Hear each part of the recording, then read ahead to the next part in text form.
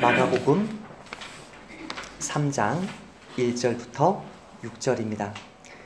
예수께서 다시 회당에 들어가시니 한쪽 손 마른 사람이 거기 있는지라.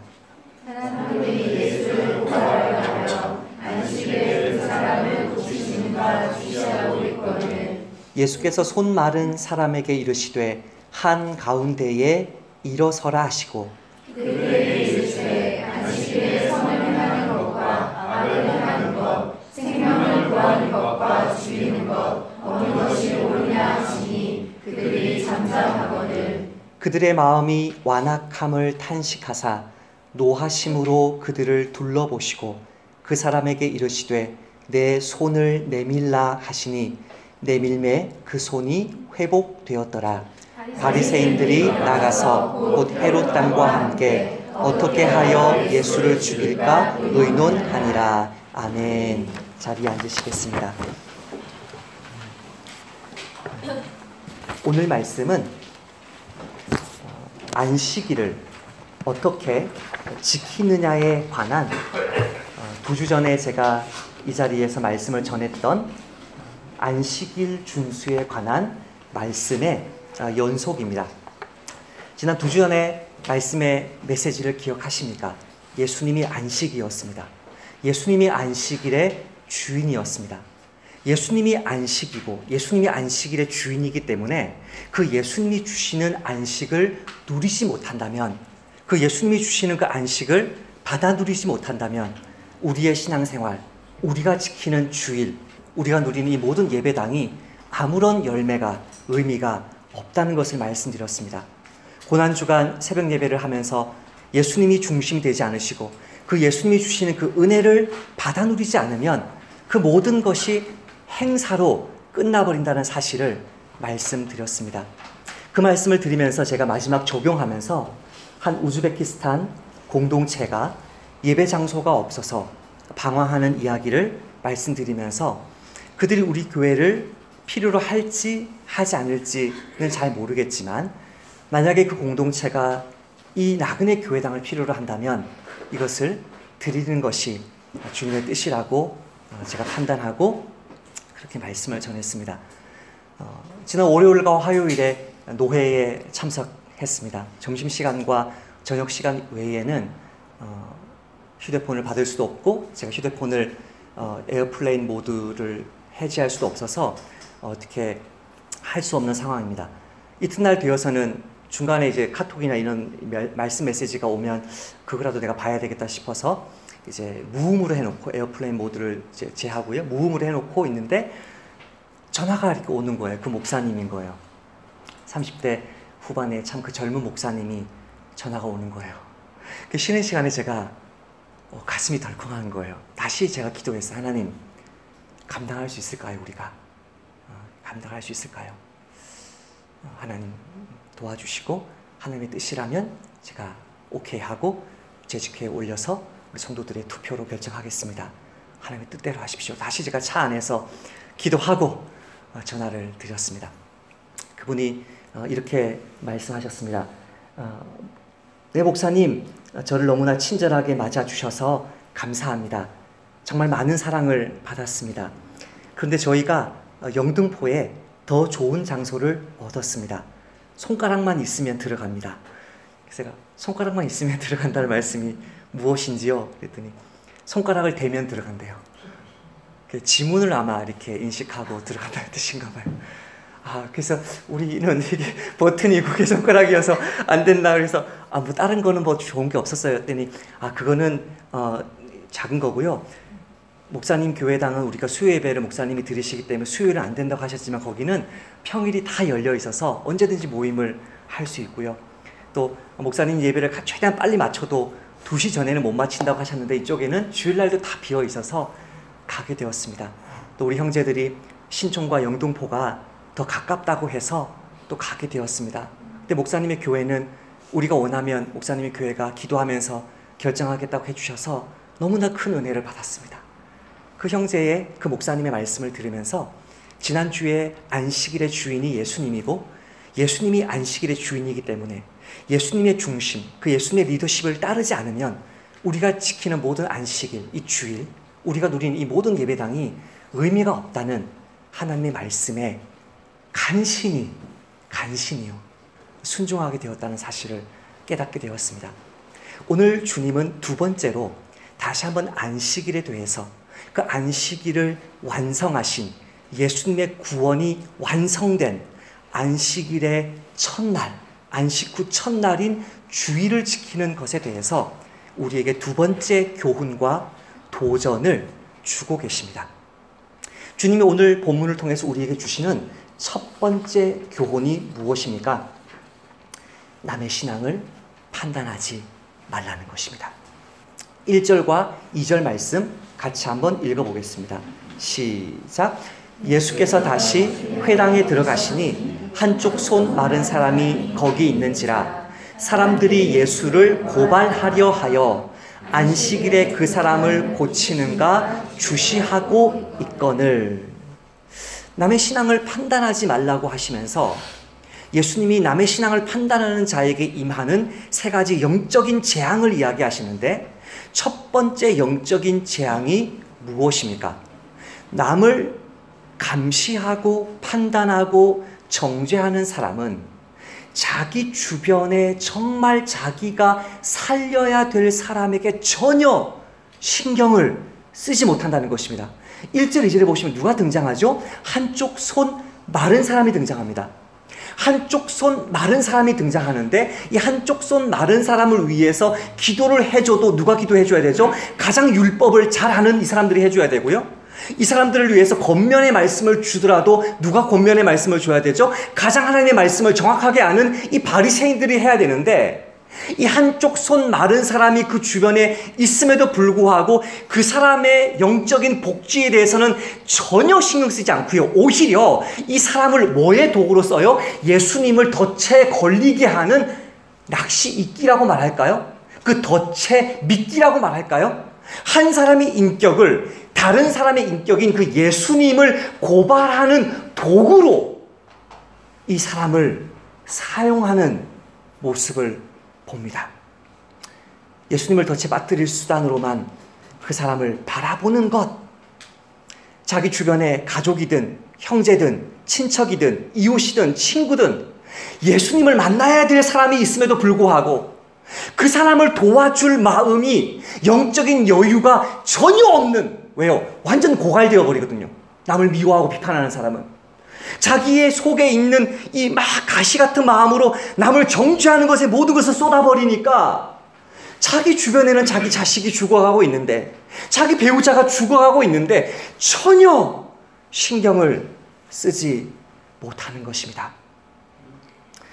싸우는 교회에 속해 있는 성도들이나 정치적인 이슈에 매우 민감한 사람들의 공통점이 무엇입니까?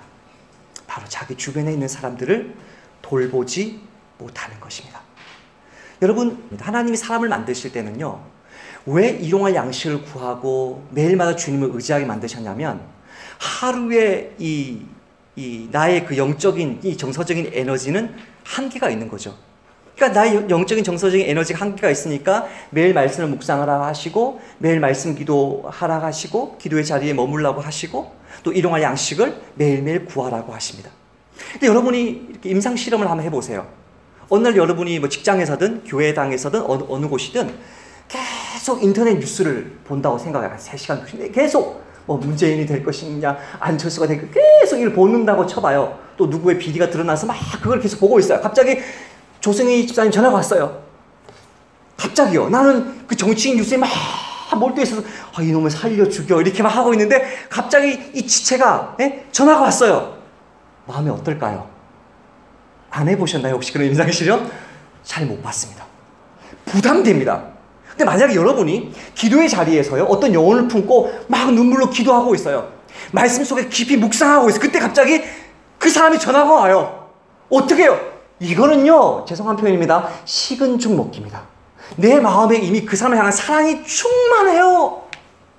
내 속에 누구를 향한 비판과 정죄의 마음이 가득할 때, 내 주변에 내가 섬겨줘야 될 그 영혼이 있음에도 불구하고 보이지 않고요, 그 사람이 보여도 그 사람은 내가 필요할 때 나를 도와주는 도구로 사용될 수밖에 없는 것.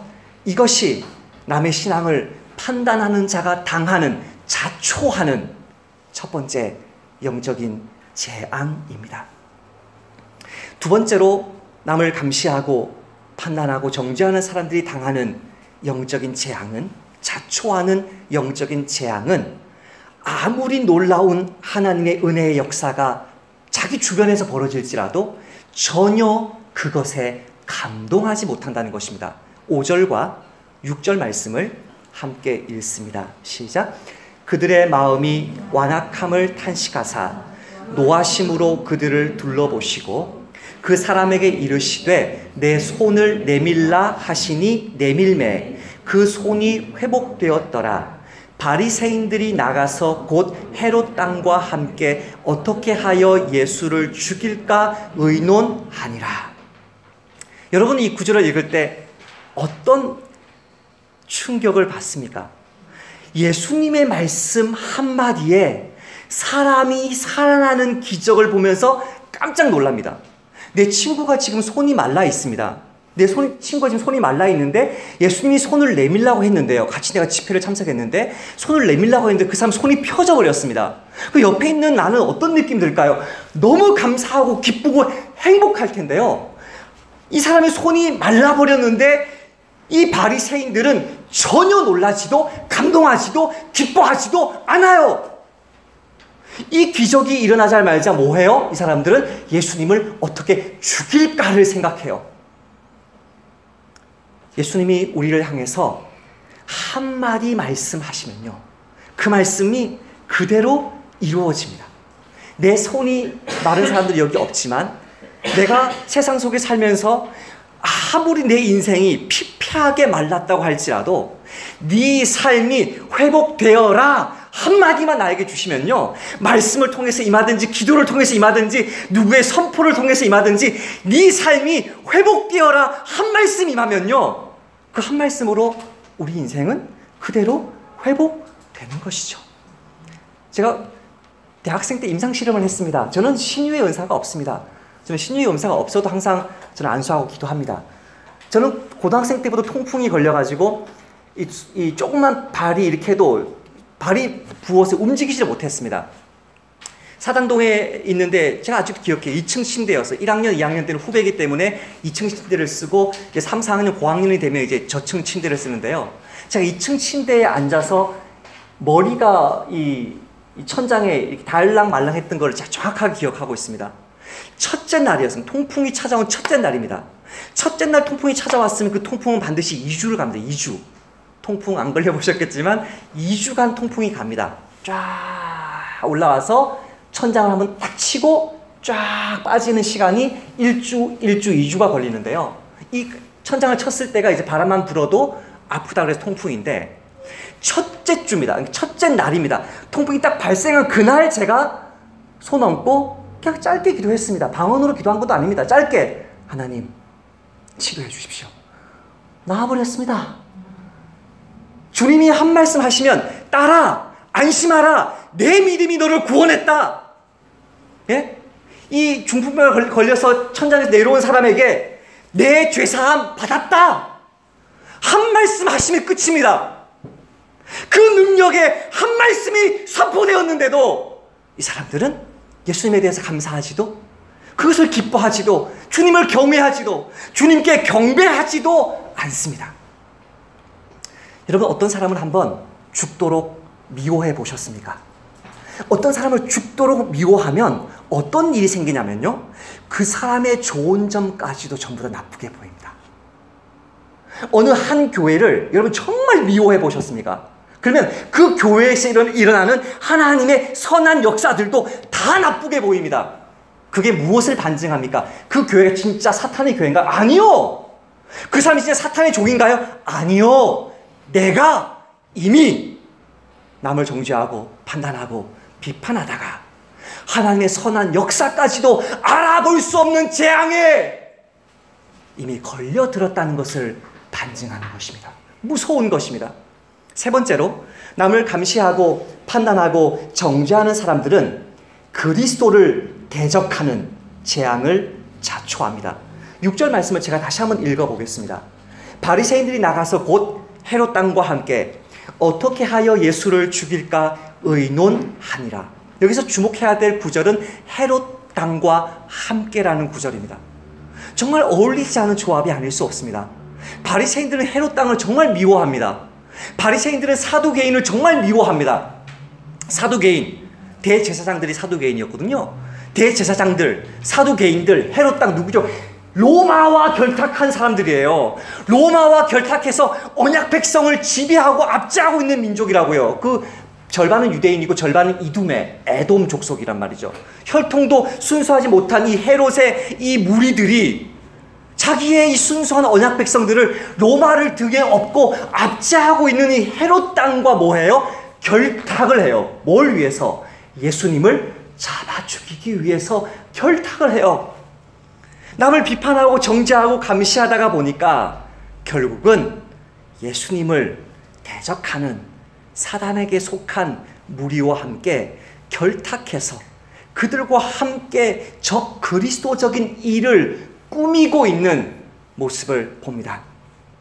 이번 주에 제가 이 설교를 준비하고 있는데 참남한 말을 들었습니다.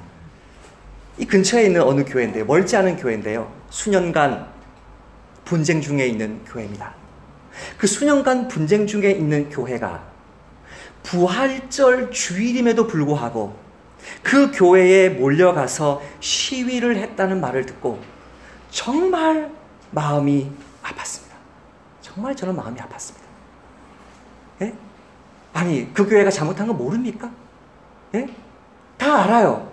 그러나 그걸로 끝이에요? 아니요. 뭐라고 주님이 우리에게 말씀하세요? 네가 대안이 되라, 네가. 너가 장로되고 권사되고 목사 되어서 참다운 교회를 세워봐라. 너가 정말 진리를 아냐? 너의 삶 속에서 주님이 다스리는 삶이 무엇인지 보여줘라. 그게 주님 부르심 아닌가요? 거기서 여러분, 모든 불신자들이 예수님의 부활을 믿지 않는 그 불신자들이 말하지 않아도 기독교를 개독교라고 말합니다. 말하지 않아도 목사를 먹사라고 말합니다. 그 사람들 앞에서 그렇게 정죄하고 비난하고 판단하고 시위했다는 이야기를 들으면서 참 실망했습니다. 오늘 본문과 가장 유사한 말씀이 사도행전에 등장합니다. 제가 한번 읽어보겠습니다. 사울이 주의 제자들에 대하여 여전히 위협과 살기가 등등하여, 잘 보세요.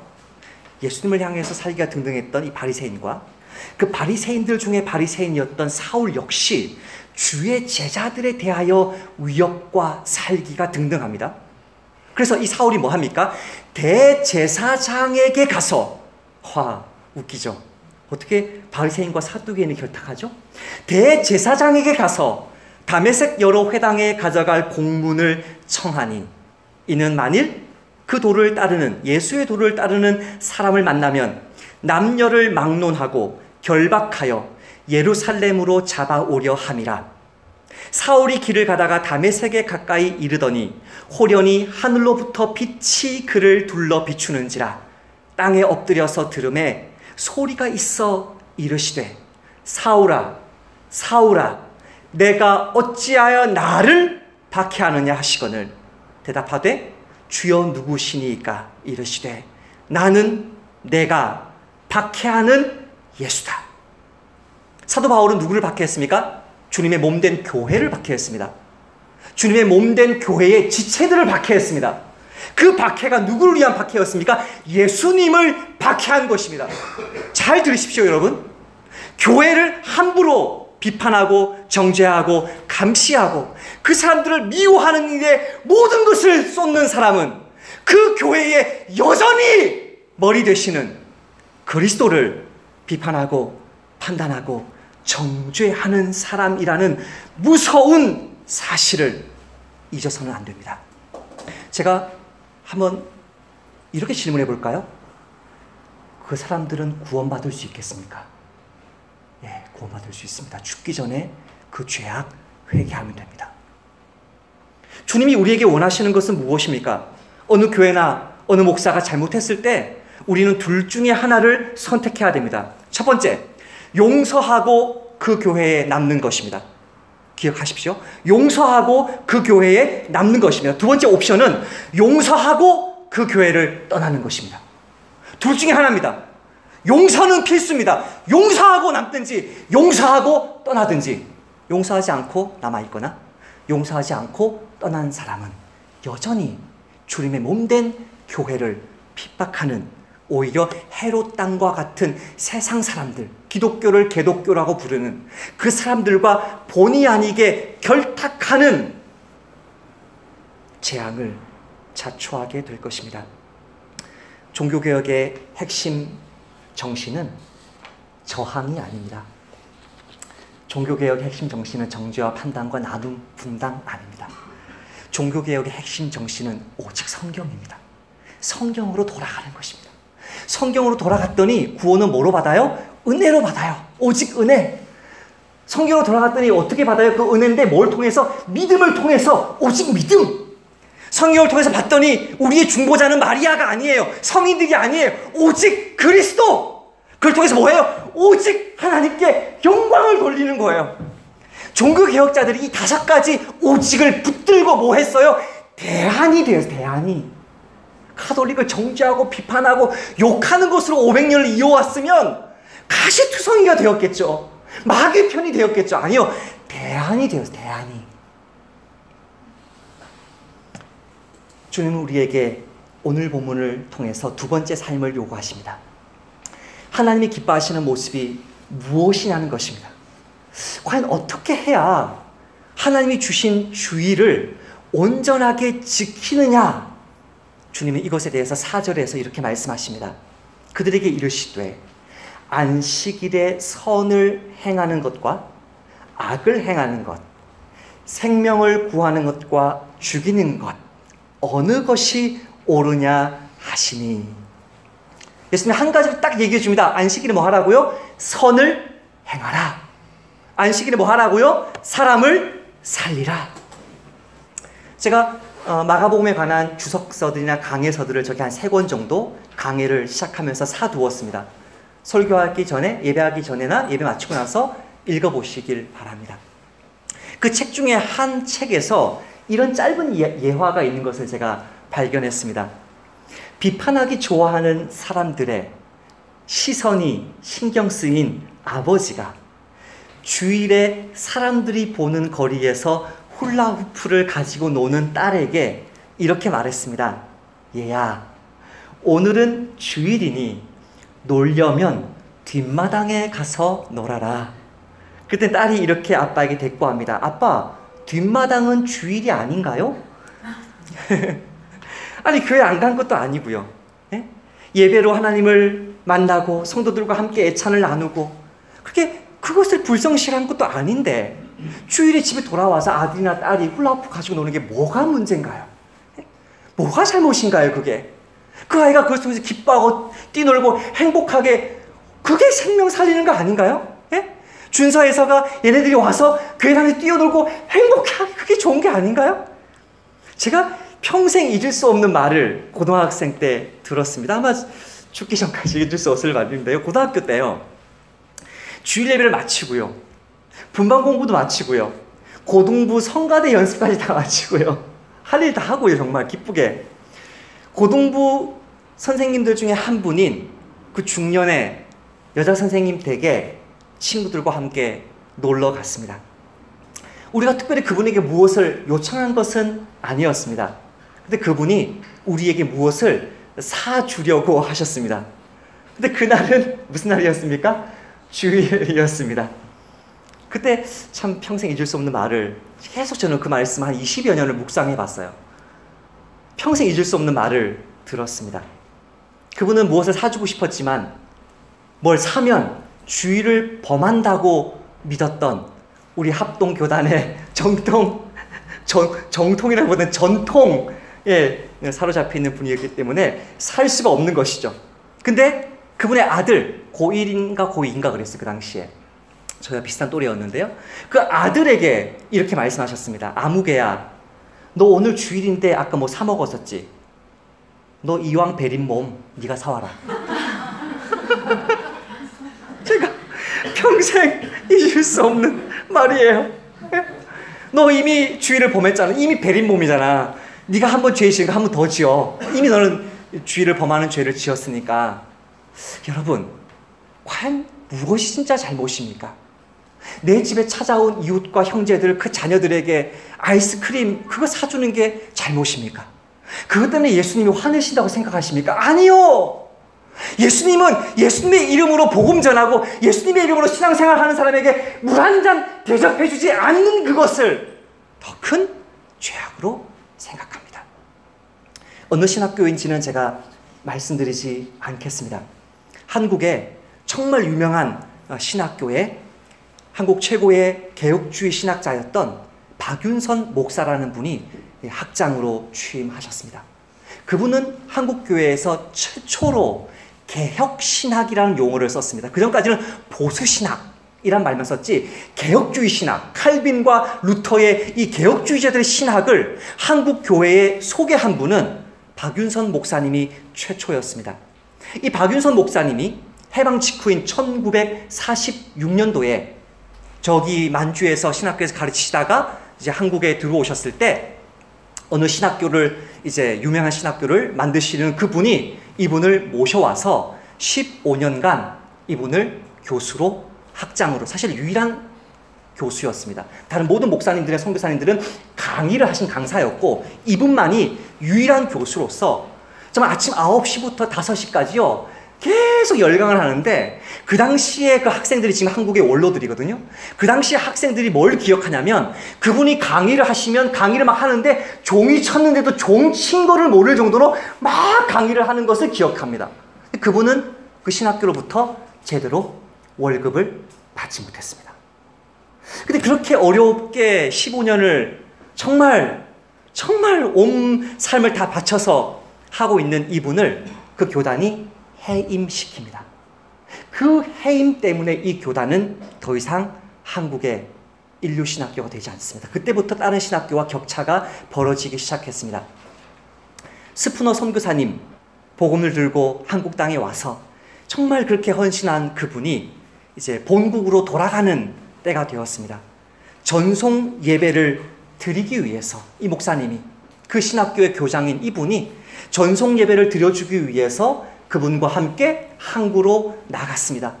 근데 배 안으로 들어가는 절차가 너무 복잡한 것입니다. 그 당시 배는 부산에서 출발해서 일본의 시모노세키에서 샌프란시스코로 가는 그런 여정이었는데요.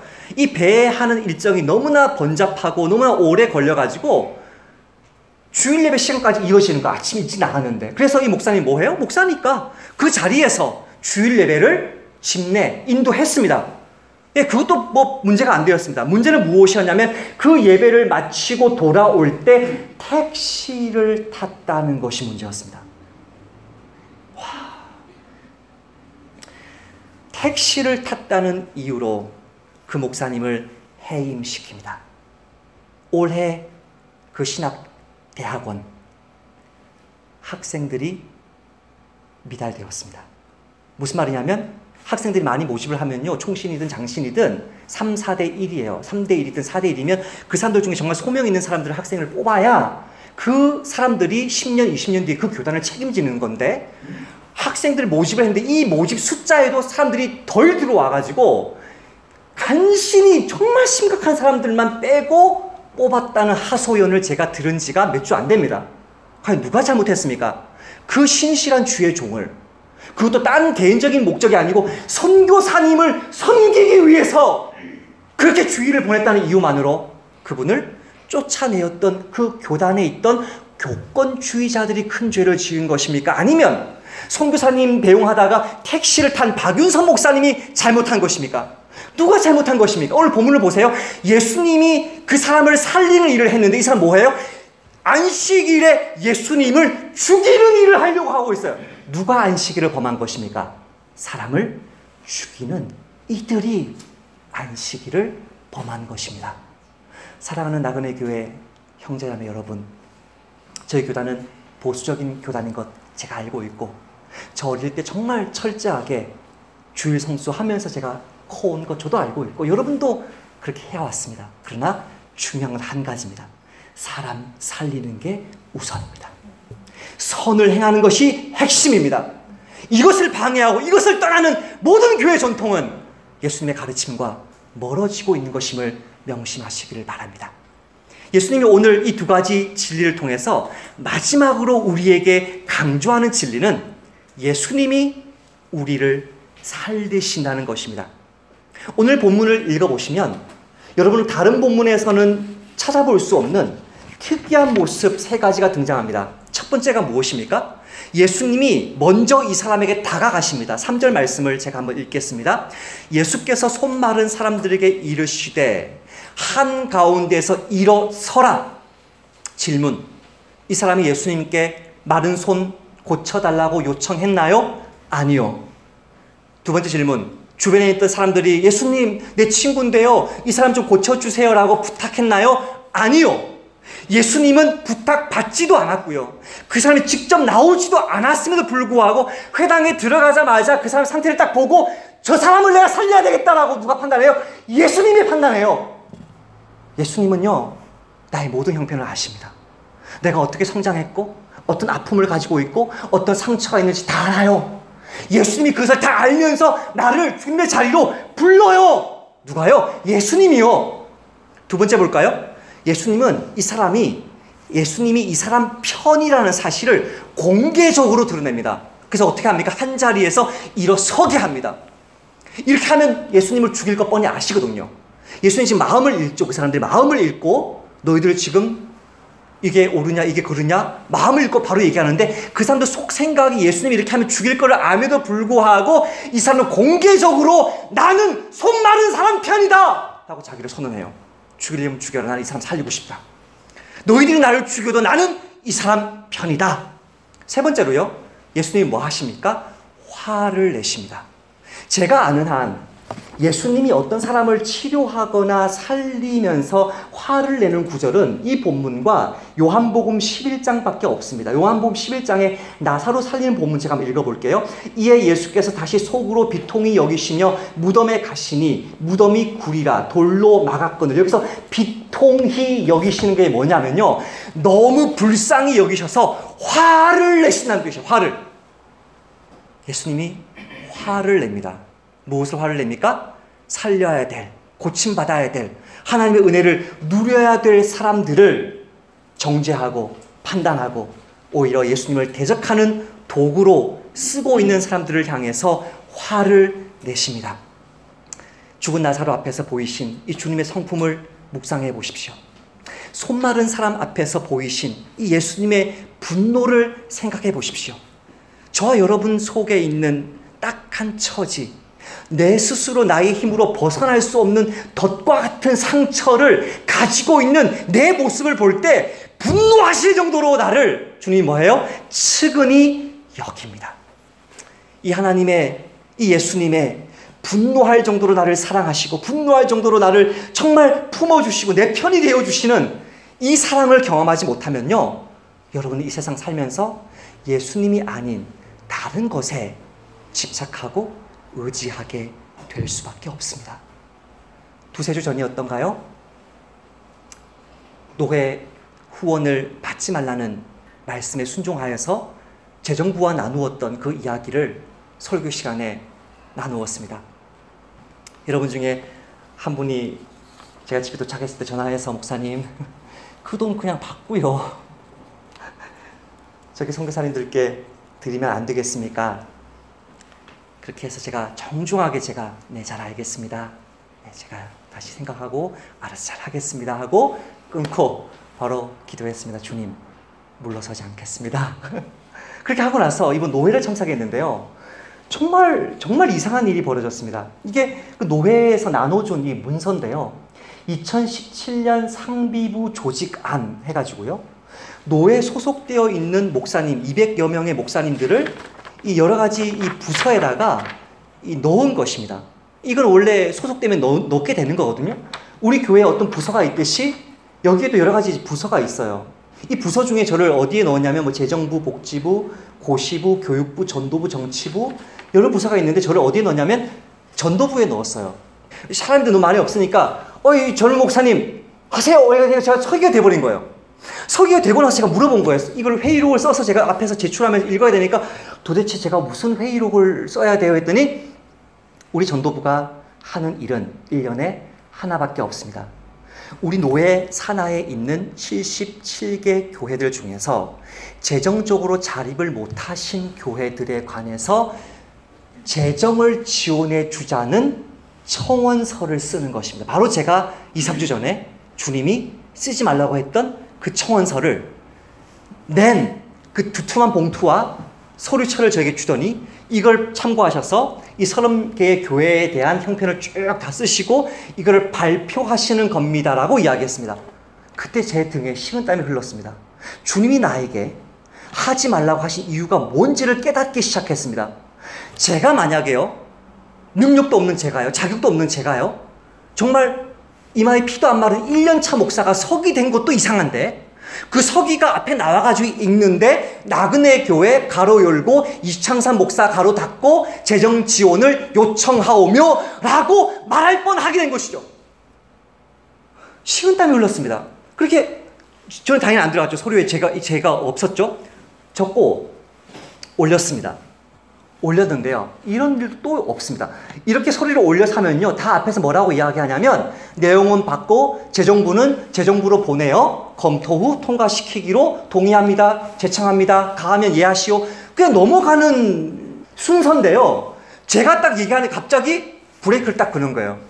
작년에 77개 교회 중에서 목사가 2인 이상이거나 목사와 장로가 함께 있는 당회가 구성된 25개 교회를 빼고 나머지 52개 교회입니까? 77개 교회 중에서 그 교회들 중에서 재정 요청을 작년에 몇 개 교회가 했냐면 26개 교회가 했는데 올해 갑자기 새로 등록된 교회는 저희 교회와 다른 교회밖에 없는데요, 4개 교회가 더해졌고 기존의 25개 교회도 헌금이 감소하여 재정 지원 총액이 줄어들었으므로 이 전체 청원은 기각시키고 6개월 후에 각 목사와 교회의 재정 상황을 꼼꼼하게 살핀 뒤에 다시 청원을 앞에서 저보고 하라는 거예요.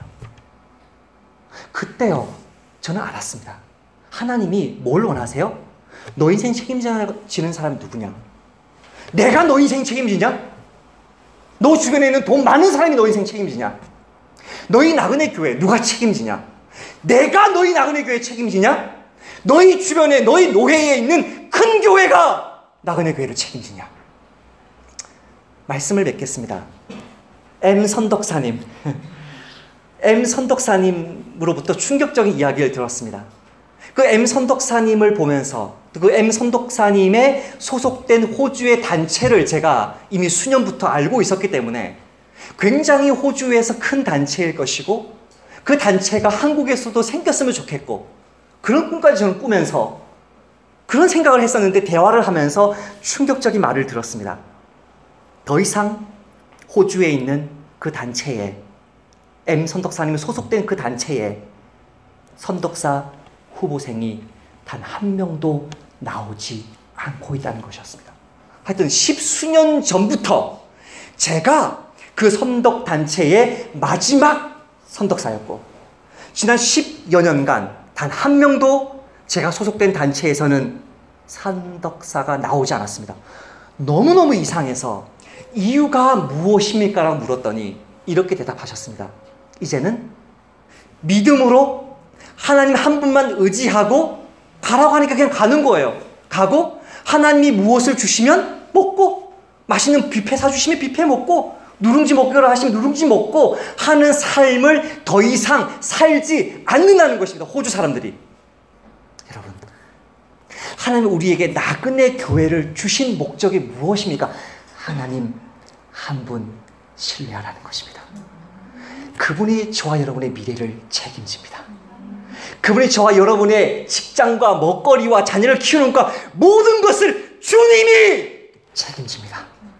주님이 살리는 것을 내 직장이 내 주변에 돈 많은 사람들이 살리는 것이 아님을 명심하시고 이 한 주도 주님이 나를 살리시고 주님이 주시는 그 풍성한 안식을 누리시는 저와 여러분 되시기를 주님의 이름으로 축복합니다. 아멘. 하나님 아버지, 지난 한 주간 우리에게 주님 한 분만을 신뢰하는 주의 종을 보내어 주시고, 오늘도 우리를 둘러싼 허다한 증인들처럼 또 예수님이 보여주신 그 본처럼 하나님 한 분을, 예수님 한 분을 믿고 의지하라는 말씀 주셔서 감사합니다. 목사도 어떻게 할 수가 없는 너무나 많은 아픈 상처와 참 많은 과거의 상처들 가운데 여전히 쓰라린 마음으로 있고 나의 미래를 확신할 수 없는 연약한 지체들 이 자리에 있는 것 아십니다. 주님, 이 시간 주의 이름으로 간구하오니 고쳐 주옵소서. 주님께서 친히 안수하여 주셔서 그 마음에 있는 모든 상처들과 쓴뿌리들과 아픔들과 질병들을 낫게 하여 주옵소서. 주님이 살리실 것을 믿으며 예수님의 이름으로 기도하옵나이다. 아멘.